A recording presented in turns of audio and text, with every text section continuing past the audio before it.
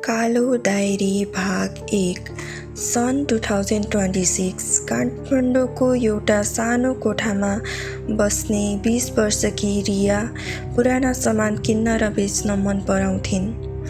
एक दिन उनले पुरानो बजारबाट कालो छालाले बाँधिएको एउटा डायरी किनिन्। डायरीको पहिलो पुस्तकमा एउटा मात्र वाक्य लेखिएको थियो, यो डायरी नखोल्नु, खोल्यो भने यसले तिम्रो भविष्य लेख्न थाल्छ। रिया हाँसिन्। उनलाई लाग्यो कसैले मजाक गरेको होला। उनले अर्को पुस्तक पल्टाइन्।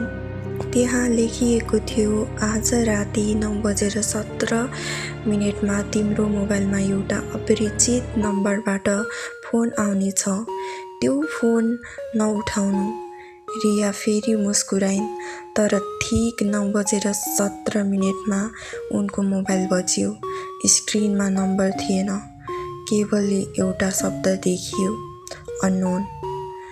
उनको हात काप्न थाल्यो।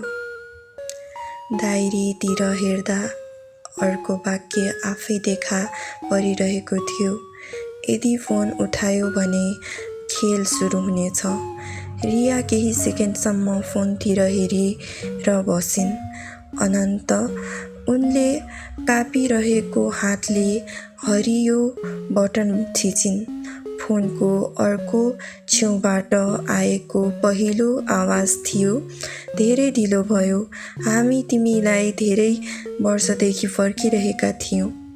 त्यसपछि फोन आफै कटियो, तर त्यो रात रियाको जीवन कहिल्यै पहिले जस्तो रहेन। तपाईहरू यस्तै भिडियो सुन्न चाहनुहुन्छ र यसको नेक्स्ट पार्ट पनि सुन्न चाहनुहुन्छ भने तपाईँ सब्सक्राइब गरिराख्नुहोला।